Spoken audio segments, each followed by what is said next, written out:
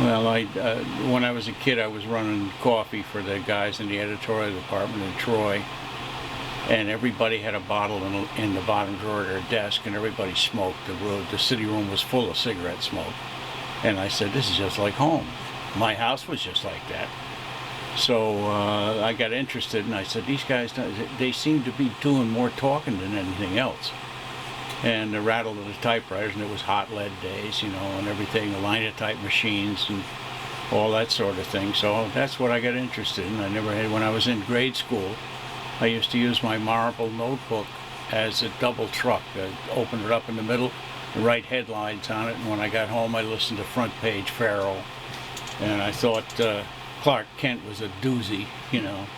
He was no newspaper man. When I got out of the Marine Corps, I shipped over, as they say, into the Air Force, and I went through counseling, you know, where they give you your MOS, and they asked me what I did if I ever had a civilian job, and I said, yeah, I worked in a radio station in Albany. And so they sent me they were going to put me in high-speed radio operator school, and that was filled, so they put me in information and education. They used to call it PIO. And that's when I got started. So I found out that they had people in public information went around and wrote stories about colonels and generals and airplanes. I said, that's not a bad idea. My first job out of the service was a friend of my father's in AA who ran something called the Ballston Spa Journal. And it was a weekly, and I did scut work for him. And it was Ballston Spa, New York. So I was there about 3-4 months, and I got hooked up with the Saratogian in Saratoga Springs, which gave me access to Skidmore College, which is a girls' school in Saratoga Springs. And at that time I was, you know, pretty healthy. So I stayed there for a while, and then I got, you know, it was like there was a lot of moving around. It was the time when there were an awful lot more people changing jobs than there ever were openings.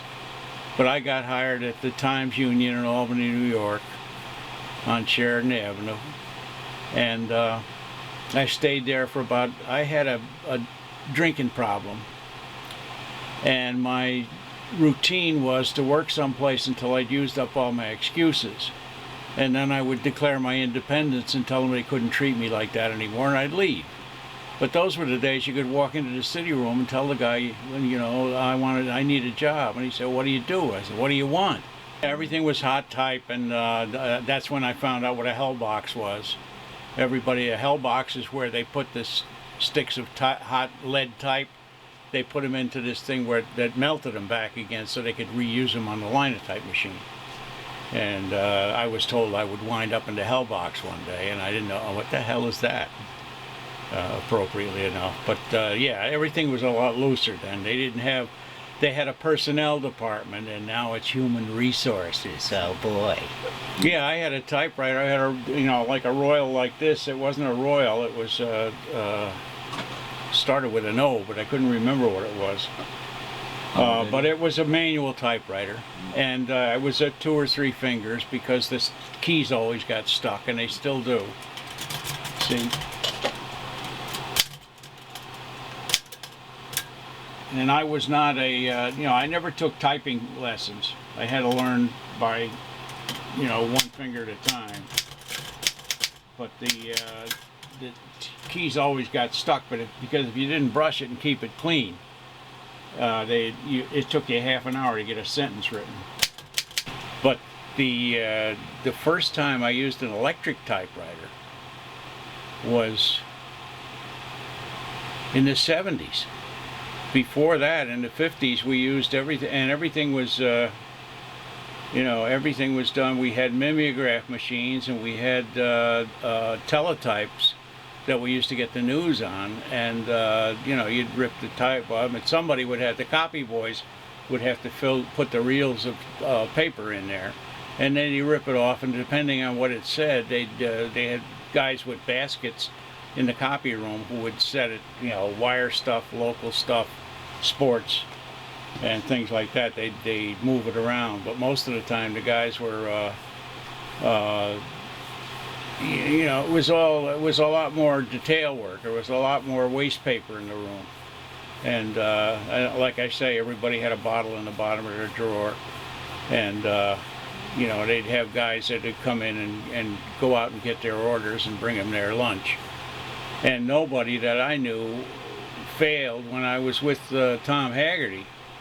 And when we worked in the Troy Record, when I came back from California, I got a job in the sports department of the Troy Record. He said, "Can you write sports?" I said, "Who the hell can't?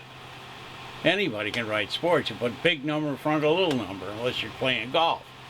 You know, and he said, "Oh, yeah, you think so, huh?" And I said, "Yeah, yeah."